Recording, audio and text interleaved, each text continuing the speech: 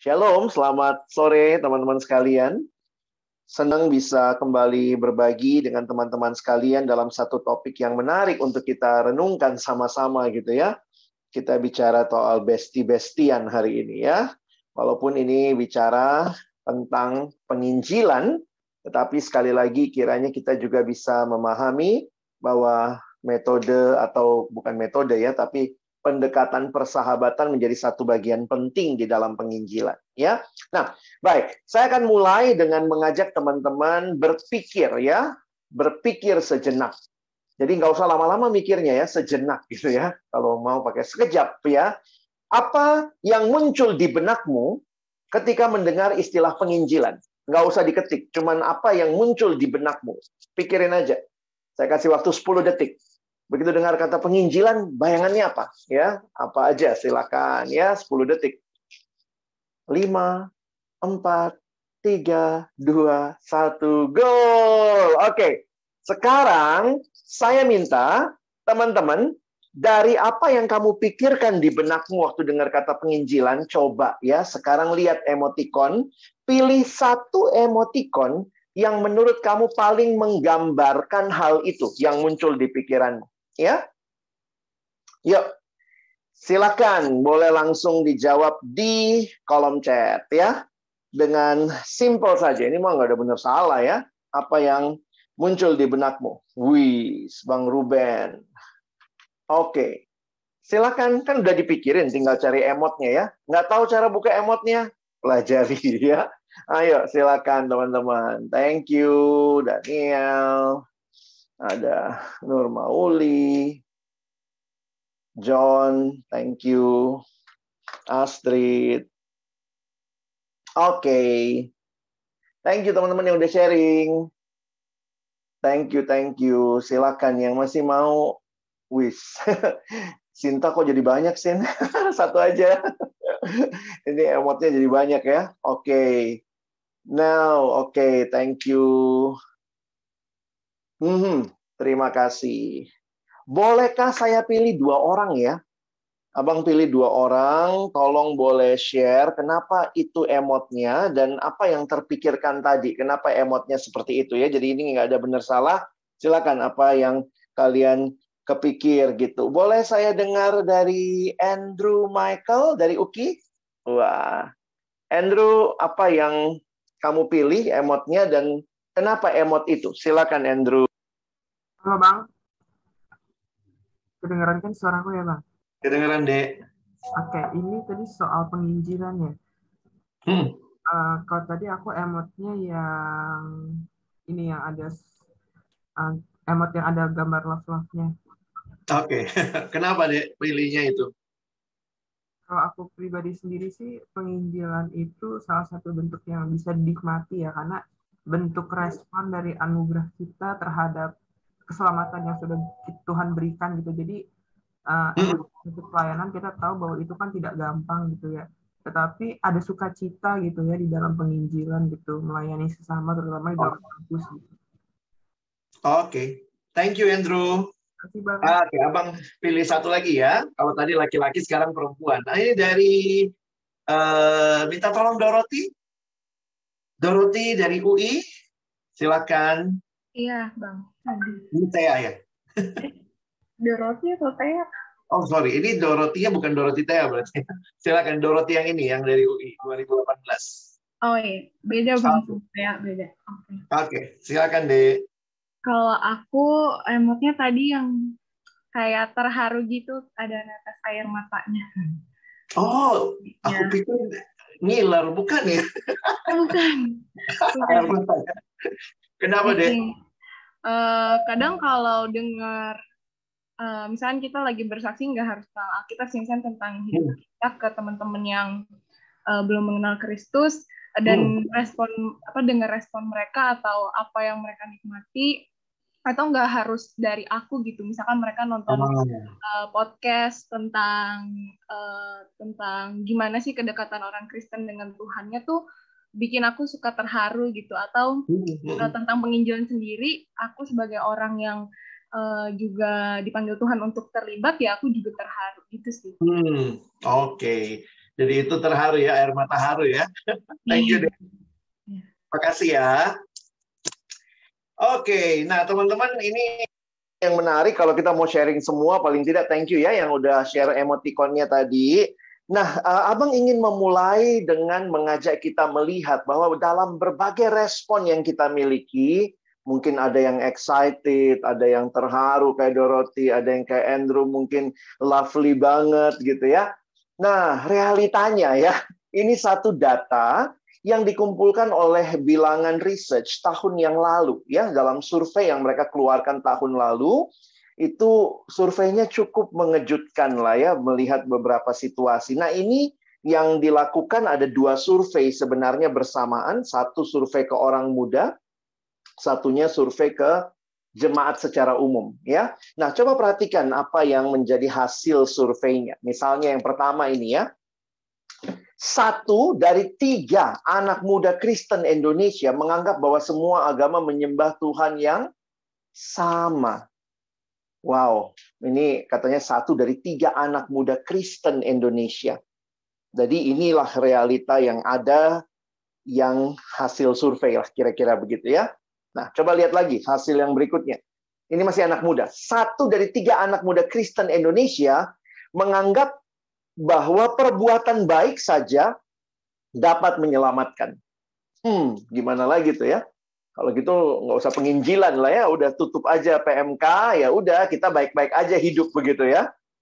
Lalu ini berikutnya lagi. 1 dari 4 anak muda Kristen Indonesia mendukung pernikahan beda agama. Wih, ini yang lagi rame-ramenya belakangan ini ya, di media. Dan saya pikir juga ini mungkin beberapa orang jadi membingungkan, jadi pusing, jadi bertanya lagi, atau malah jadi kayak buka peluang. Gila, gue bisa nih sama si itu, gitu ya, yang dari tempat yang lain begitu rumah ibadahnya. Kenapa? Karena buktinya di Indonesia udah mulai bisa kok, begitu ya.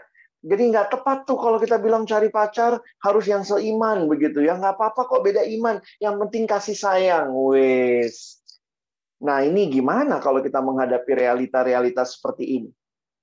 Dan ada satu lagi, atau mungkin ada 2 lagi deh ya. Nih. 1 dari 2 orang Kristen, kalau tadi anak muda, sekarang umum. 1 dari 2 orang Kristen, kalau kalian mau nanya, itu berapa sih respondennya Bang? Lihat tuh sebelah kiri ya. Ini dilakukan survei dengan responden 1.137 orang. Jadi saya pikir surveinya cukup valid dan mewakili. 1 dari 2 orang Kristen Indonesia tidak aktif memberitakan Injil kepada orang lain dalam 3 bulan terakhir. Kita masuk di situ nggak ya? Nah, ini cukup menyedihkan ya. Lanjut. 1 dari 5 orang Kristen Indonesia menganggap bahwa penginjilan kepada teman adalah hal yang tidak baik. Ya udahlah kita tutup doa aja ya seminarnya dalam nama Yesus, amin gitu ya. Habis realitanya ternyata mungkin bukan kita bicara friendship evangelism-nya duluan gitu ya. Bahkan lebih tepat lagi kita mesti bicara dulu. Evangelism itu penting apa enggak? Penginjilan itu penting atau tidak? Nah, saya berharap kalau kita yang ada di persekutuan mahasiswa, karena memang kita visinya, misinya itu 4P, masuk penginjilan, pembinaan, pemuridan, pelipat gandaan, pengutusan. Sebenarnya itu bukan lagi hal yang harus kita diskusikan ya. Tapi saya cuma ingin membukakan data ini, menunjukkan kepada kita ini loh, realita yang ada di sekitar kita. Bahkan waktu kita mengangkat tema ini, ternyata ada yang bilang, janganlah penginjilan-penginjilan, toleransi aja lah. Nanti kalau kita penginjilan merusak persahabatan. Jadi akhirnya merasa nggak baiklah memberitakan Injil kepada teman. Nah, teman-teman yang dikasihi dalam Tuhan Yesus Kristus, saya mau kita belajar dari Alkitab sebentar, melihat ya, karena tentu waktu yang terbatas. Abang sih buka kesempatan, kalau sesudah ini ada yang mau belajar lebih dalam lagi, nanti bisa kita join sama-sama, kita belajar dalam kelas yang lebih kecil ya, karena kelas yang besar seperti ini saya hanya bisa memaparkan pemahaman secara umum. Satu bagian firman yang saya ajak kita lihat melandasi perenungan kita adalah Lukas 5 ayat 27 sampai 32. Kita baca dalam ayat-ayat ini ya, Abang mulai. Kemudian ketika Yesus pergi keluar, ia melihat seorang pemungut cukai yang bernama Lewi. Nah, dalam Injil yang lain namanya Matius. Jadi ini Matius. Orang pada masa itu biasa punya sampai 3 nama, ya. Satu nama, misalnya kalau dia orang Yahudi ya, satu nama Romawi, satu nama Yunani, satunya nama Yahudinya, ya. Nah, nama Yahudinya dia Lewi, nama Romawinya Matius, ya, kira-kira seperti itu. Lewi ini sedang duduk di rumah cukai. Ini kayaknya lulusan STAN, ya. Jadi anak pemungut cukai, ya. Yesus berkata kepadanya, ikutlah aku. Nah, abang sambil kasih keterangan aja ya. Mungkin kalian kaget, kok langsung ikut dia ya, ayat 28. Maka berdirilah Lewi lalu meninggalkan segala sesuatu lalu mengikut dia. Para penafsir Alkitab ada yang bilang bahwa mungkin saja Lewi sudah lebih dulu mendengar tentang Yesus, dia sudah tahu tentang Yesus, bahkan mungkin ada yang bilang dia bukan kali pertama nih ikut Yesus ya. Tetapi memang ini yang dicatat ini adalah momen pemanggilannya. Ikutlah aku.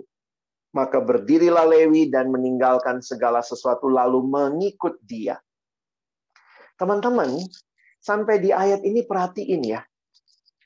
Ada yang mencoba membandingkan, ya. Kalian tahu murid Yesus yang lain, Yesus tuh muridnya macam-macam ya. Kayak PMKJ lah ya, ada dari kampus perikanan, perikanan Galilea ya. Ada dari kampus STAN, pemungut cukai gitu ya. Mungkin ada dari kampus-kampus yang lain lagi gitu. Kalau kita lihat ada akademi militer ya, kayak Simon orang Selot. Tapi saya mau ingin katakan bahwa murid Yesus tuh bukan hanya satu golongan. Nah, ketika seorang penafsir coba bandingkan ya, ingat bukan cuma Lewi yang meninggalkan segala sesuatu lalu mengikut dia. Ini juga dicatat ketika murid-murid yang lain ikut Yesus. Tapi yang menarik apa? Satu penafsir yang saya baca dia bilang begini, Lewi ini agak berbeda.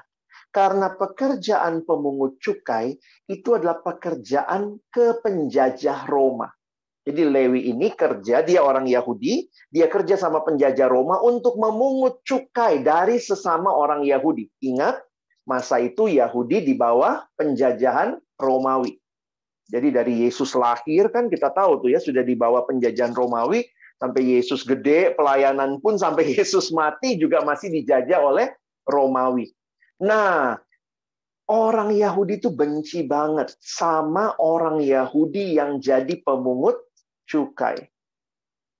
Karena mereka kerja sama penjajah dan mereka dikasih hak untuk boleh mengambil pajak.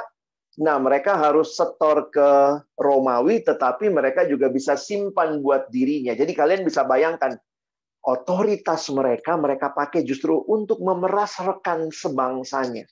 Wah, sedih banget sebenarnya ya. Kalau kita tahu hidup seperti itu, maka menarik respon Lewi. Maka berdirilah Lewi lalu meninggalkan segala sesuatu. Maksudnya apa? Penafsir ini bilang begini, kalau murid-murid nelayan yang lain, maka mereka tinggalkan segala sesuatu. Tapi kalau satu waktu nih, nggak punya kerjaan, bisa lagi balik jadi nelayan ya. Tetapi Lewi ini nggak begitu. Ketika dia sudah keluar dari pemungut cukai, there is no turning back dalam konteks waktu itu. Jadi ini sebenarnya seperti Lewi itu membakar perahunya. Saya tidak akan lagi naik perahu yang namanya pemungut cukai. Nah, teman-teman, makanya respon ini menarik. Lewi berdiri, meninggalkan segala sesuatu, lalu mengikut dia. Sebuah komitmen yang luar biasa. Nah, di poin inilah kita lihat tentang hal yang menarik. Apa yang terjadi sesudah dia berdiri ikut Yesus? Apakah dia tidak pulang ke rumahnya lagi? Enggak juga, teman-teman ya. Buktinya apa? Lihat, dan Lewi mengadakan suatu perjamuan besar untuk dia. Jadi dia membuat perjamuan besar untuk Yesus di rumahnya. Dan sejumlah besar pemungut cukai dan orang-orang lain turut makan bersama-sama dengan dia. Teman-teman, waktu saya renungkan kalimat ini jadi menarik ya. Kenapa? Karena Lewi mengadakan perjamuan besar untuk Yesus. Tetapi dia juga ada teman-temannya yang datang. Jadi siapa yang mengundang kira-kira?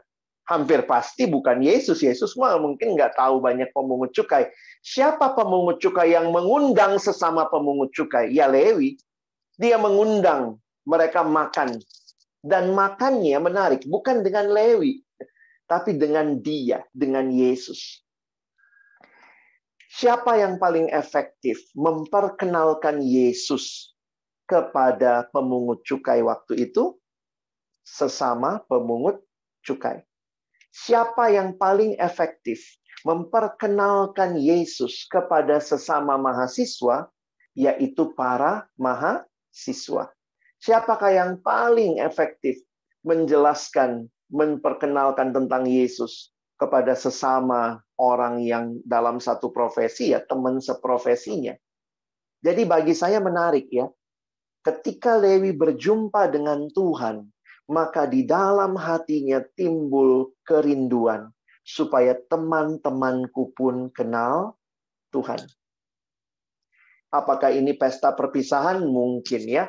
Tetapi Lewi tidak sekadar membuat pesta perpisahan karena dia sudah bakar perahunya, dia tidak lagi pemungut cukai, tetapi pesta itu pun menjadi kesempatan yang dia pakai untuk memperkenalkan teman-temannya kepada Yesus. Nah, dan kalian bisa lihat ya, dalam Injil Lukas, Yesus bukan hanya kali ini ketemu sama pemungut cukai. Banyak kesempatan Yesus juga ketemu sama pemungut cukai. Ya. Dan lihat respon orang Farisi, ayat 30. Orang-orang Farisi dan ahli-ahli Taurat bersungut-sungut kepada murid Yesus, katanya, "Mengapa kamu makan dan minum bersama-sama dengan pemungut cukai dan orang berdosa?" Teman-teman, waktu saya berpikir ini ya, sebenarnya gini loh teman-teman ya, harusnya mereka seneng ya, karena Yesus bisa melayani pemungut cukai, bukannya malah sungut-sungut. Yang mereka soroti Yesus makan dan minumnya. Mereka tidak melihat perjumpaan Yesus dengan orang Farisi dan dengan pemungut cukai itu. Teman-teman, satu tafsiran yang saya baca mengingatkan, hampir pasti pemungut cukai ini enggan datang ke rumah ibadat. Enggan datang ibadah. Kenapa? Mereka dibenci oleh sesama Yahudi. Jadi, di mana tempat menjangkau orang yang nggak pernah datang ke sinagoge? Waktu Yesus dapat kesempatan ini, orang Farisi ahli Taurat bukannya senang, malah sungut-sungut. Nah, itu waktu saya merenungkan itu, menarik juga ya. Gimana temanmu? Pernah ketemu Yesus nggak? Kamu bisa nggak bawa mereka ke gereja? Mungkin susah ya. Kalau kamu tidak bisa membawa mereka ke gereja supaya mereka ketemu Yesus, maka kamu bisa datang kepada mereka. Karena kamu sama-sama mahasiswa, sama-sama satu kos, membawa Yesus kepadanya. Jadi, gereja itu bukan cuma gedung ya, tapi dirimu sebagai orang yang telah ditebus. Jadi menarik sekali respon orang Farisi, malah sungut-sungut. Perhatikan, lalu jawab Yesus kepadanya, bukan orang sehat yang memerlukan tabib, tetapi orang sakit. Aku datang bukan untuk memanggil orang benar, tetapi orang berdosa supaya mereka bertobat. Kalimat aku datang bukan untuk memanggil orang benar, sebenarnya bisa kita kaitkan, karena Yesus ngomongnya ke siapa nih? Ayat 31. Lalu jawab Yesus kepada mereka. Merekanya siapa? Yang tadi yang sungut-sungut. Ya, orang Farisi dan ahli Taurat. Menarik juga ya. Mereka sungut-sungutnya sama murid Yesus. Tapi siapa yang jawab? Yesus langsung jawab ya. Bukan orang sehat yang memerlukan tabib, tetapi orang sakit. Itu logika umum. Maka kalimatnya disambung. Aku datang bukan untuk memanggil orang benar atau orang yang merasa dirinya benar. Itulah Farisi ahli Taurat. Tetapi orang berdosa supaya mereka bertobat. Penginjilan persahabatan bisa kita refleksikan dari ayat-ayat ini, dari kebenaran ini yang menolong kita menghayati bahwa sebenarnya Tuhan Yesus membawa orang kepadanya, tetapi lebih lagi orang yang dibawa datang kepada Yesus membawa temannya kepada Yesus. Prinsip penginjilan persahabatan adalah prinsip yang seperti ini. Teman-teman, banyak metode penginjilan ya. Tapi beberapa metode saja yang saya lihat benar-benar jadi metode itu sudah kepada teknis ya. Dan beberapa metode ada yang tidak mendahului dengan persahabatan. Nah, itu yang saya pikir kadang kurang tepat ya. Untuk beberapa metode penginjilan yang modelnya ya, Tuhan bisa pakai banyak model. Tapi ada metode-metode penginjilan yang modelnya hit and run. Jadi misalnya datang langsung ngomong, Bapak kalau nggak percaya Yesus, Bapak mati masuk neraka. Terus udah pindah, pergi. Cuman kasih traktat, pimpin doa, dia terima Yesus. Tapi kemudian kita tinggalkan. Nah biasanya itu yang modelnya hit and run. Tuhan bisa pakai itu, bisa juga. Tuhan kita kan sangat kreatif ya.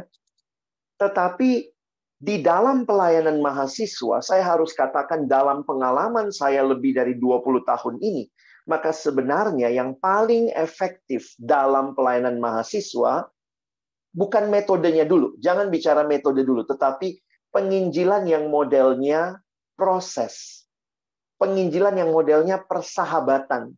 Penginjilan yang model bestie. Kenapa? Karena kamu akan dalam jangka waktu yang cukup lama, paling tidak kalau mahasiswa 3-4 tahun, kamu akan bersama-sama dengan teman yang sama.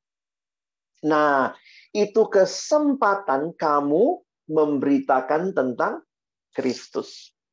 Nah, di sini teman-teman, kita jadi menyadari ya, bahwa kita punya kesempatan. Siapa yang bisa memberitakan Kristus? Setiap kita yang sudah berjumpa dengan Kristus. Jadi kalau orang bilang, wah penginjilan itu kristenisasi. Tidak. Kalau kalian belajar baik-baik, kekristenan bicara penginjilan bukan sebuah kristenisasi, tetapi sebuah pengalaman hidup yang telah diubah oleh Yesus yang kita saksikan. Jadi kalian harusnya punya pengalaman dengan Kristus. Makanya memang paling tidak ya, kamu harus terima Yesus lah. Masa mau penginjilan kamunya saja nggak mengalami Injil.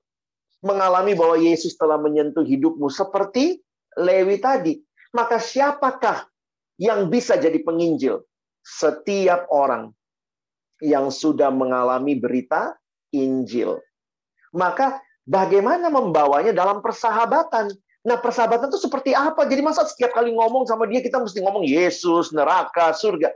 Nah, itu berarti kamu nggak ngerti ya bahwa sebenarnya persahabatan yang tulus membuat kita semakin kenal teman kita semakin kenal kita, dan kesempatan-kesempatan kita menyaksikan apa yang Tuhan lakukan bagi hidup saya. Jadi kalau kita bicara apa yang Tuhan lakukan, kita nggak bisa, dia bilang, oh nggak boleh kau ngomong begitu. Loh, kok nggak boleh? Itu kan yang saya alami dengan Tuhan Yesus. Dulu ya, aku itu orangnya pemarah banget. Tapi sekarang aku berubah. Nah, gitu kan? Nah, dari situ kan kita jadi satu kesempatan bersaksi. Boleh nggak saya cerita kenapa saya bisa berubah? Jadi sebenarnya modal dasar penginjilan, persahabatan, pertama kamu alami berita Injil, yang kedua kamu punya sahabat. Di mana dalam persahabatan itu kamu sedang menyaksikan. Jadi kamu, ya, ini mesti selalu ingat ya, di Indonesia negara pluralis. Karena kita pluralis, berarti tidak semua orang beragama yang sama. Maka selalu ingat, kamu punya kesaksian, tapi ceritakanlah dengan elegan. Maksudnya apa, Bang? Elegan itu begini. Setiap kali mau bercerita kesaksianmu, selalu tanya persetujuan. Contoh kayak Abang bilang tadi ya. Ya dulu aku ini sebenarnya, aduh rokokku itu udah kayak kereta api tuh. Wah, ngerokok terus aku sibuk ya. Hidupku pokoknya ya nggak jelas lah. Tapi kemudian aku akhirnya bisa berubah. Wah, luar biasa pengalaman itu. Nah, itu kan cara bercerita ya. Nah, sampai di situ kau berhenti dulu ya. Baru tanya, boleh nggak saya cerita kenapa saya bisa berubah seperti ini? Kalau dia bilang boleh, baru kita cerita. Jadi nanti kalau kita sudah cerita, ini karena Tuhan Yesus, dia mati menyelamatkan saya, dan tapi bukan cuma buat saya, tapi untuk semua kita di dunia ini. Ih, kau kristenisasi. Aku lagi cerita. Kan aku tanya tadi, boleh nggak aku cerita? Kau bilang boleh, makanya aku cerita. Gitu ya. Kalau dia bilang nggak boleh, nggak apa-apa. Besok kita ngobrol lagi sama dia. Ih, gila kali ya artis-artis ini mau cepet kaya ya. Kayak gini-gini. Wih, ngomong-ngomong ya, apa sih tujuan hidupmu? Wah, aku juga pengen kaya. Ih, aku juga dulu kayak gitu loh. Aku tuh pingin kali kaya. Tapi akhirnya aku jadi sadar, bukan itu loh yang paling utama dalam hidup. Wah, sejak hari itu aku sekarang punya tujuan hidup yang baru. Boleh nggak aku cerita? Boleh nggak? Dia bilang boleh, kita cerita. Kalau dia nggak bilang nggak boleh, nggak apa-apa. Besok ada lagi ceritaku. Kan hidupmu sama Yesus tiap hari, kan? Kecuali kalau aku cuma tiap bulan, Bang. Sebulan sekali. Nah, cara mengemas ceritanya, nah itu sebuah kesaksian. Makanya cara bercerita juga kita harus kemas dengan baik. Ya, jangan begini. Dulu aku perokok berat, tapi kemudian aku ikut KKR, aku kenal Yesus, aku angkat tangan waktu ditantang. Itu kan semua bahasa-bahasa Kristen. Dia kaget apa itu? Jadi ingat, lihat kayak cara abang bercerita ya, bukan sembunyikan. Berikan ruang untuk dia mendengar dan punya keinginan. Wah, ini di dalam penginjilan persahabatan ada satu teori yang disebut ini teori tablet garam. Contohnya begini.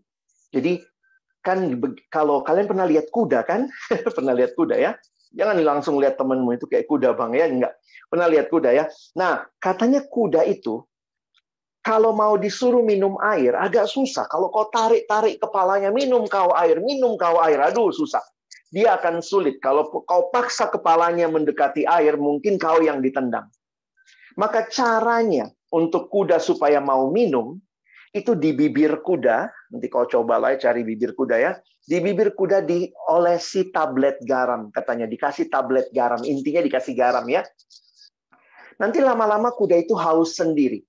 Kalau dia sudah haus, dia akan datang cari air. Nah, prinsip ini dalam penginjilan persahabatan dipakai. Apa yang kita lakukan? Kita memberikan tablet garam.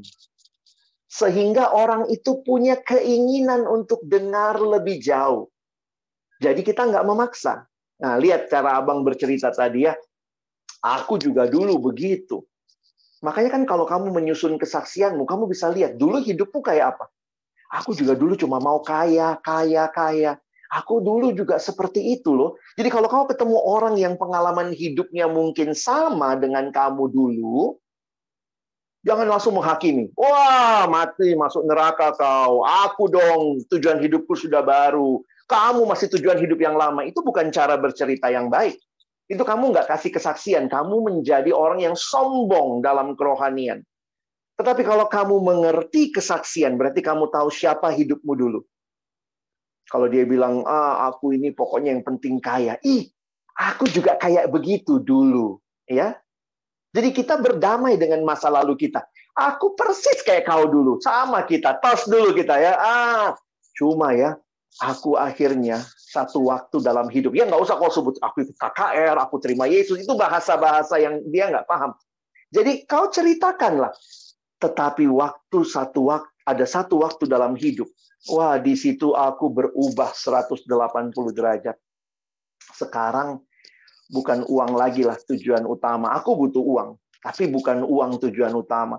Sekarang aku punya tujuan yang lain. Wah, itu sangat membebaskan aku. Dulu asal lihat apa, bagaimana supaya cepat dapat uang. Sekarang aku udah bebas hatiku.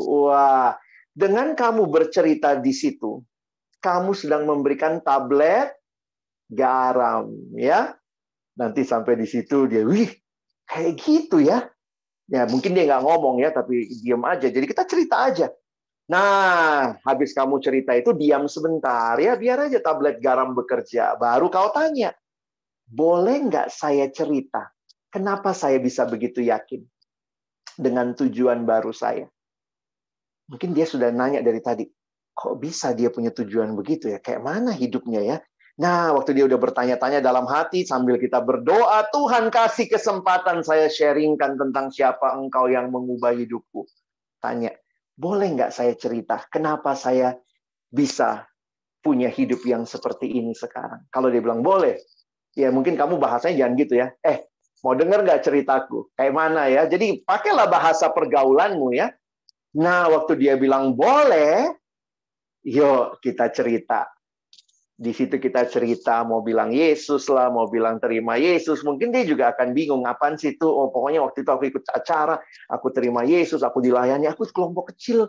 Di situ, ada kakak pembimbing, dia menolong aku, hidupku sekarang baru, dan seterusnya. Kalau dia bilang, kau kristenisasi? Enggak, aku lagi cerita. Kamu kan aku tanya tadi, boleh nggak saya cerita? Nangkep ya teman-teman ya. Ini abang langsung masuk kepada aplikasi praktis. Karena bagi saya, hidup kita ini menjadi bahan penginjilan yang paling maksimal dalam persahabatan. Apalagi kalau hidupmu bisa dilihat sama temanmu. Kau dulu suka ngomong jorok ya. Dulu kau kalau ketemu, mana pornomu, mana bagi dulu pornomu ya. Sekarang kok kau beda. Nah, sebenarnya itu kan jadi jembatan-jembatan yang Tuhan kasih, yang menjadi bagian yang hidupmu dulu. Dan sekarang, itu hidup yang kita bagikan. Sehingga modal utama adalah kamu mengerti berita Injil, kamu punya hidup yang diubahkan oleh Injil, itu cukup untuk melakukan penginjilan persahabatan. Kita sedang menceritakan hidup kita kok. Jadi jangan takut penginjilan mesti hafal 1, 2, 3. Penginjilan adalah menceritakan apa yang Yesus lakukan bagi hidupmu, yang kemudian mengajak orang lain, yuk, kenallah Yesus yang mengubah hidupku, karena dia juga mau mengubah hidupmu.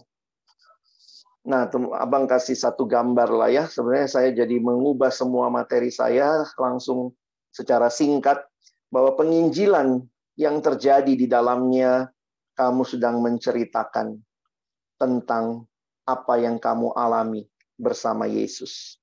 Ya. Mungkin ini slide saya sebelum kita diskusi ya. Kalau orang pada takut penginjilan, sebenarnya makin saya mengerti, Injil itu kan apa yang kamu alami dengan Yesus.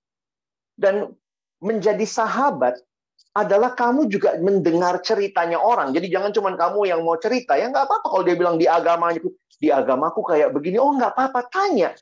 Seperti apa di agamamu? Oh begitu ya. Oh boleh. Kalau puasa itu harus full. Oh, jadi kamu juga mendengar ceritanya, sehingga kalau nanti kamu bercerita, karena dia mau dengar, kamu mau dengar ceritanya, seharusnya sebagai teman yang baik, dia juga mau dengar ceritamu dong. Nah, cuma bagaimana mengemas ceritamu, ya itu yang abang bilang tadi. Ceritakan apa yang kamu alami bersama Yesus, ceritakan dengan baik, lalu kemudian cari kesempatan tablet garam dibagikan, dan siap ketika pintu untuk bersaksi dibuka. Boleh nggak saya cerita? Ceritalah di situ. Apa yang saya mau ceritakan? Ceritakan siapa Yesus. Yesus menolongmu, menghidup yang mengubahkanmu. Aku bingung bang, kayak mana cerita tentang Yesus? Ya paling gampang pengakuan iman rasuli. Dan percaya pada Yesus Kristus, anaknya yang tunggal Tuhan kita. Dia Tuhan kita. Yang dikandung dari Roh Kudus, lahir dari anak darah Maria. Yang menderita sengsara di bawah pemerintahan Pontius Pilatus. Disalibkan, mati, dan dikuburkan. Turun dalam kerajaan maut. Jadi kalau kamu nggak tahu siapa Yesus, ya itulah ya dalam pengakuan iman rasuli. Dan ketika persahabatan terjadi, kamu sudah menceritakan tentang Yesus, kamu cerita kesaksian hidupmu, maka setelah itu bagian Roh Kudus bekerja ya. Tentu Roh Kudus bekerja dari awal, tetapi kita nggak bisa maksa orang terima Yesus. Tapi kita menunggu waktu yang tepat, di mana kita pun akhirnya berkata, kamu mau kenal nggak Yesus yang mengubahkan aku? Nah, itu butuh proses ya. Kadang-kadang ada yang takut, aduh nanti persahabatan kami rusak. Berarti kamu bukan sahabat. Kalau sampai ngomong hal mendasar dia marah, berarti kamu belum bersahabat. Kalau kamu sudah bersahabat mendalam, sebenarnya waktu dia dengar ceritamu, kau dengar ceritanya, kita saling menghormati dan bekerja di dalam anugerah Tuhan, Roh Kudus mengubahkan hati. Jadi sekali lagi penginjilan bukan step 1 ini, step 2 apa yang kau alami dengan Tuhan. Gospel travel at the speed of relationship. Jadi Injil itu dari mana atau bagaimana terjadinya atau bagaimana Injil bisa tersebar tergantung dari relasi-relasi yang kita bangun, atau dalam persahabatan itu, dalam relasi itulah Injil akan tersebar dengan maksimal ya. Nah, makanya yang Abang barusan sampaikan itu sebuah pendekatan, saya senang pendekatan ini ya. Evangelism as a story. Jadi kita tidak sedang menghafalkan A, B, C gitu ya, kayak beberapa metode penginjilan, tapi ceritakan your story. Jadi my story, God's story, my story, and their story. Apa sih yang Tuhan ubahkan? Kalau kamu sama-sama mahasiswa, berarti kita sama-sama sedang dalam sebuah perjalanan. Kita sedang berjalan bersama, mengikut Tuhan sebenarnya. Dan ingat, dalam setiap cerita, dalam setiap momentum hidup, ada 3 cerita yang sedang overlapping. Ceritamu, ceritanya orang lain, dan ceritanya Tuhan. Dan kamu menceritakan ceritamu dengan Tuhan, dengan kerinduan supaya mendengar ceritamu itu, orang itu pun akan berjumpa dengan Tuhan yang mengubah cerita hidupmu.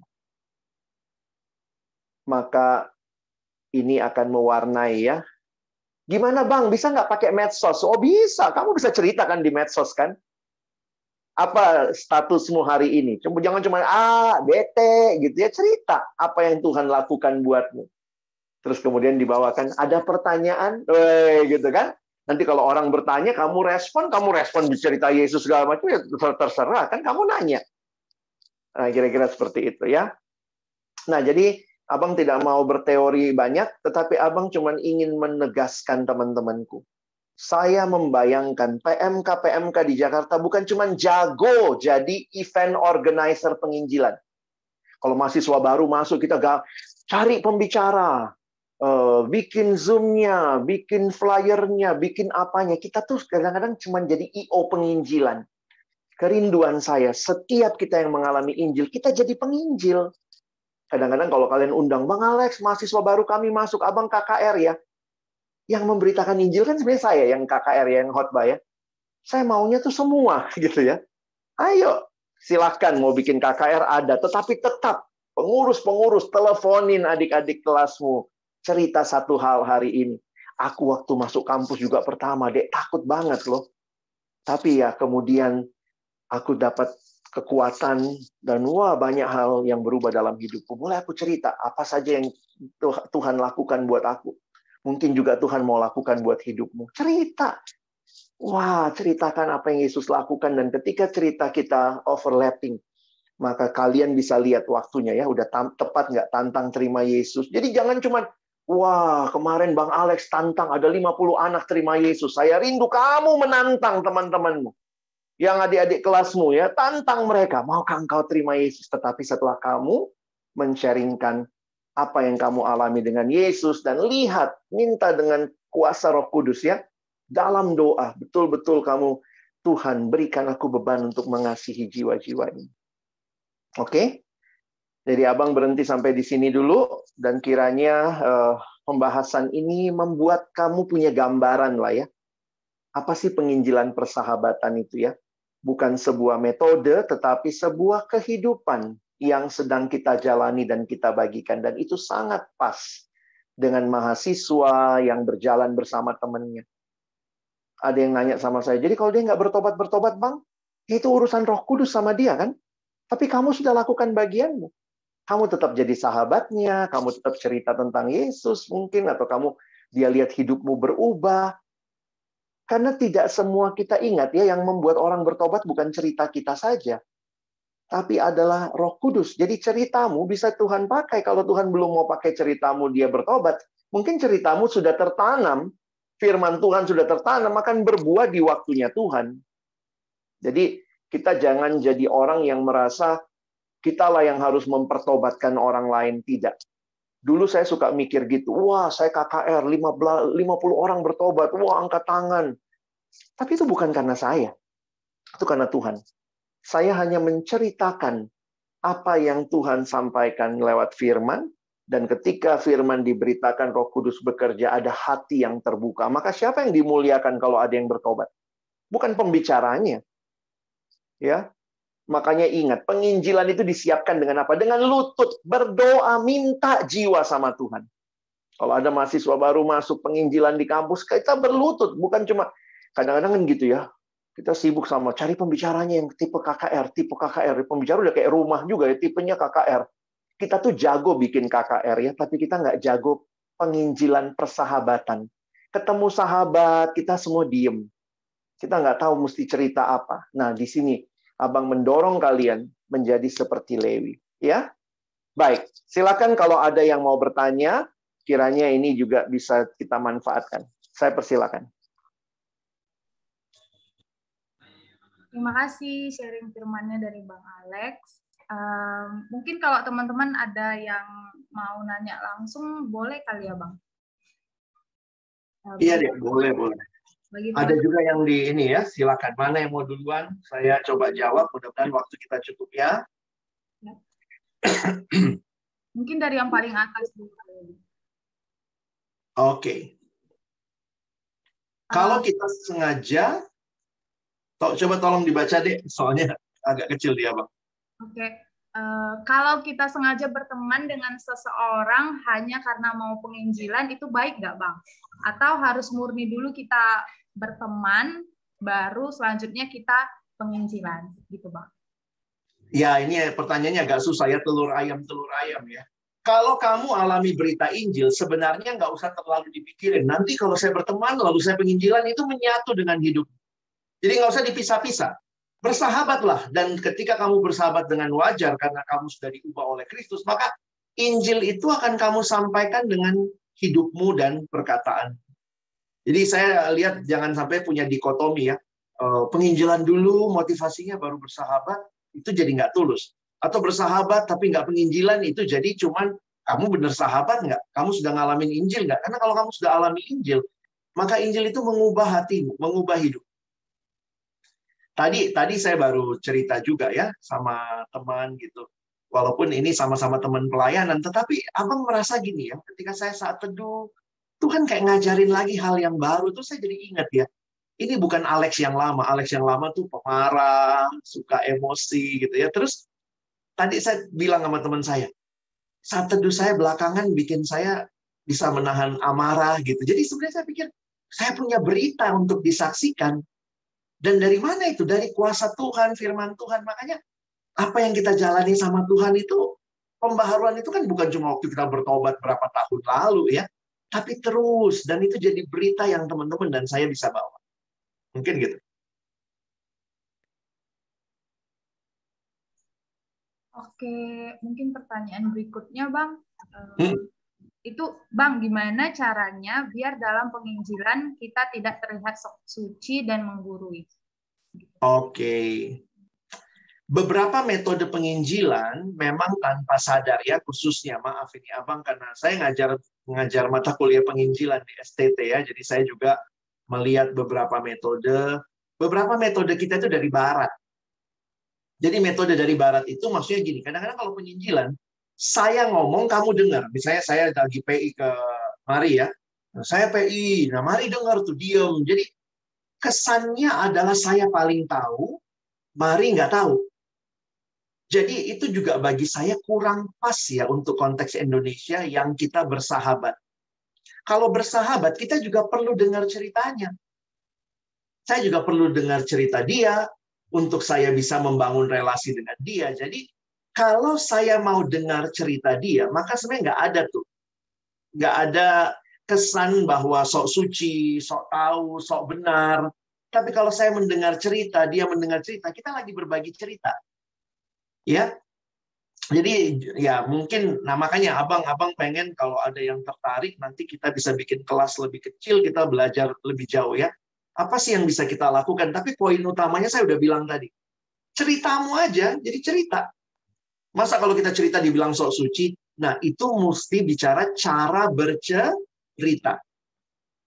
Makanya, kayak abang bilang tadi, siapa yang dulu pernah nyontek? Ayo, angkat tangan. Oh, kita semua pernah nyontek, kan? Sekarang udah nggak lagi, udah pengurus PMK, masa masih nyontek.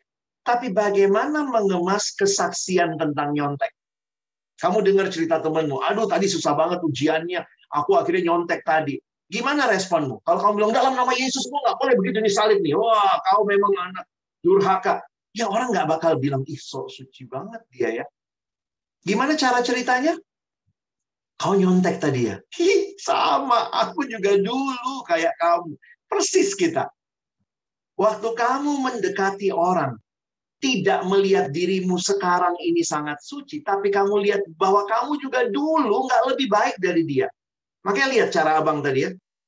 Kau nyontek ya? Sama, aku juga dulu. Dulu. Sekarang tuh sudah mulai beda. Nah, itu ya. Caranya akhirnya kita bisa bicara dari hati yang mengalami perubahan. Dan kalau kamu alami Injil benaran, Injil itu nggak bikin kita sok suci loh. Injil itu akan bikin kita rendah hati. Bahwa kalau bukan karena anugerah Tuhan, saya tuh nggak lebih baik dari dia. Nah, gitu deh. Jadi, kalau ketemu akak kamu mungkin gitu ya, akak kamu datang, abang, aku nonton film porno. Jangan langsung, dalam nama Yesus, wow. Tapi, Dek, aku juga dulu sama kamu. Tapi Tuhan ubahkan aku. Jadi kita ceritanya bukan dari, aku sekarang dong, hebat kan, nggak pernah jatuh. Tapi kita ingat bahwa kita nggak lebih baik. Tetapi saya bisa begini karena anugerah Tuhan.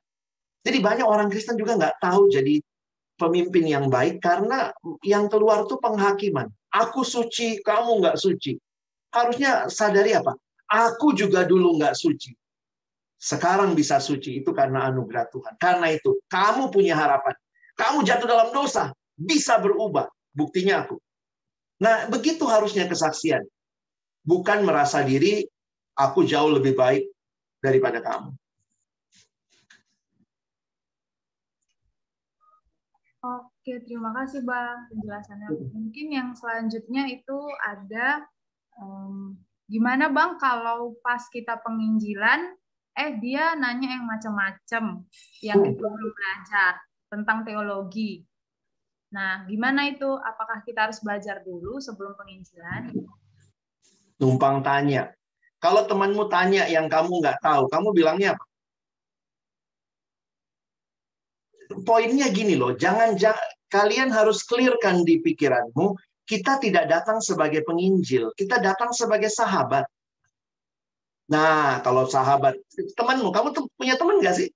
Punya ya? Mari kalau teman tanya, bagaimana perakiraan cuaca nih, BMKG nih. Terus kamu nggak tahu teorinya, apa yang Mari akan bilang sama dia? Lihat sumber dulu Bang, tapi kalau masih ragu, nanti saya kasih tahu. Bagus gitu. Nanti saya kasih tahu, atau mau nggak? Aku nanti cari bahan, kita baca sama-sama ya. Jadi kalau kita sebagai teman, nggak malu. Kalau nggak bisa jawab tuh nggak malu. Ini beberapa dari kita tuh suka merasa malu. Dia tanya teologi-teologi gitu, Bang. Aku kan nggak tahu, Bang. Loh, terus kenapa malu? Kan teman. Kecuali bukan teman ya. Dia dosen pengujimu. Kamu ditanya nggak tahu ya, malulah kamu ya, nilaimu jelek.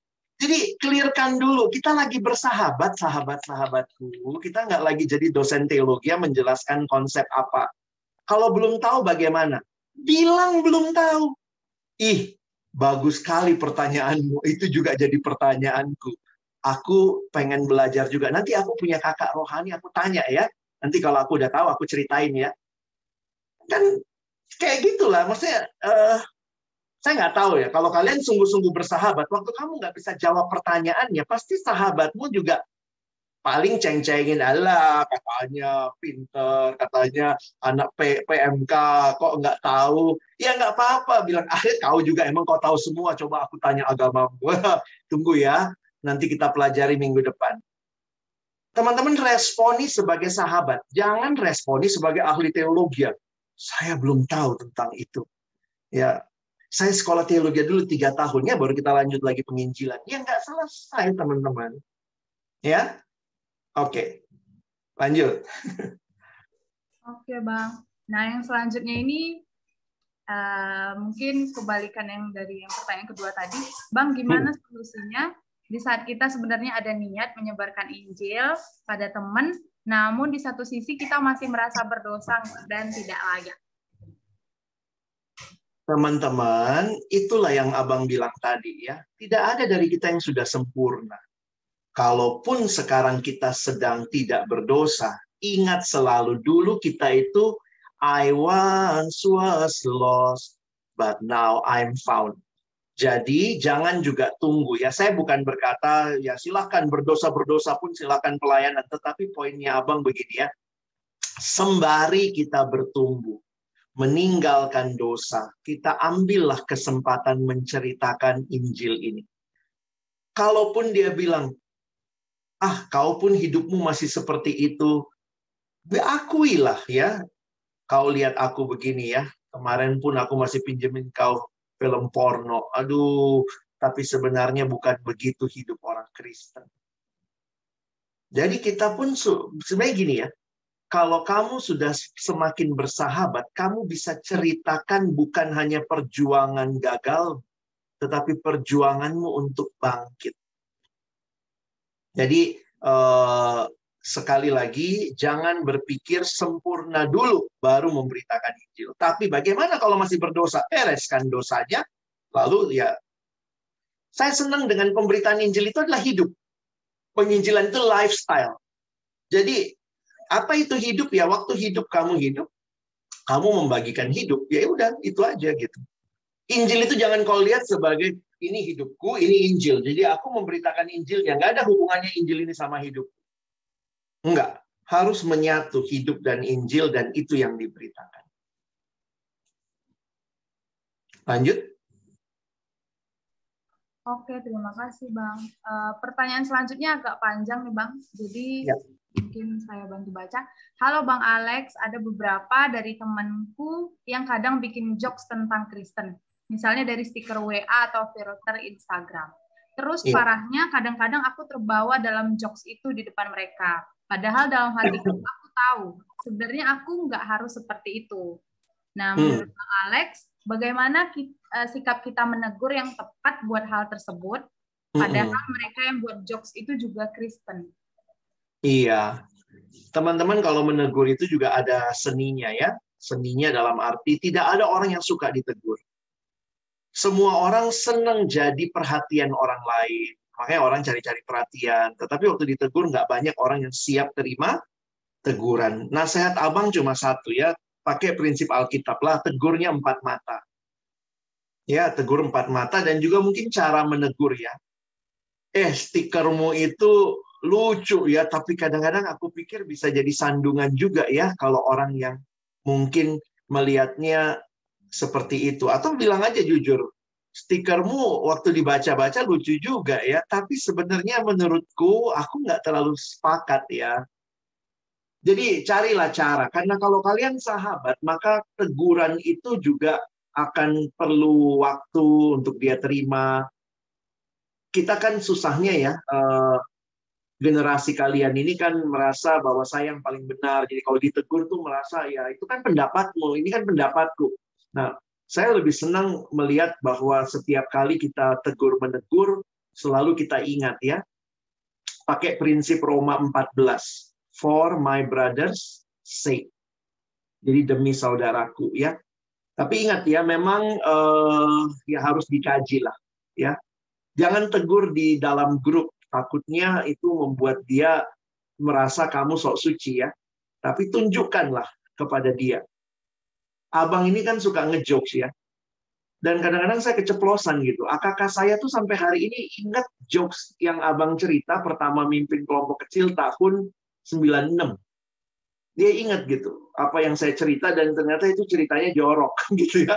Karena saya waktu itu pengen ngejokes aja gitu. Tapi akhirnya dalam anugerah Tuhan, saya ditegur AKK juga waktu itu. Dan akhirnya saya jadi berubah.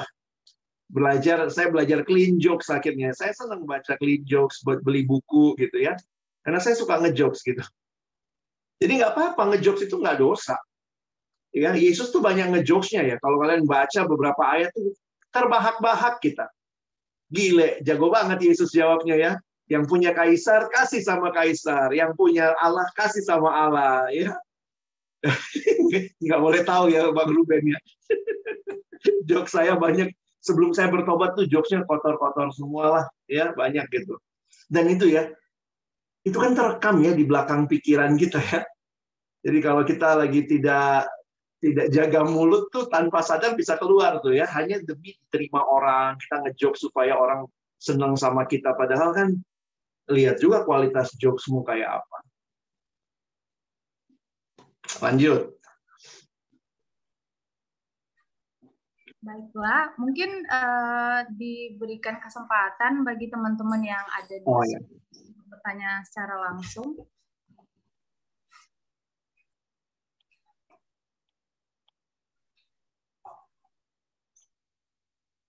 Apakah ada teman-teman yang mau bertanya langsung kepada Bang Alex?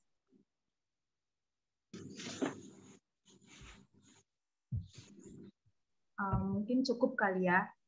Nah, mungkin ada beberapa pertanyaan yang belum terbahas di slide-nya, namun karena keterbatasan waktu, mungkin sampai di sini saja. Boleh nggak Abang minta sebentar respon? Saya juga butuh tahu ya, kalian dapatnya apa gitu. Setelah sesi ini, apa doamu ya?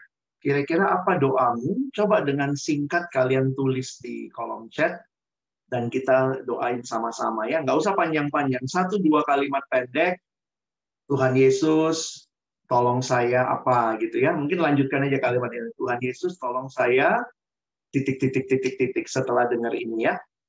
Nanti dari situ kita akan tutup doa sama-sama ya. Abang kasih waktu mungkin 1 menit. Teman-teman bisa secara spontan, 1-2 kalimat singkat sebagai responmu di hadapan Tuhan ya.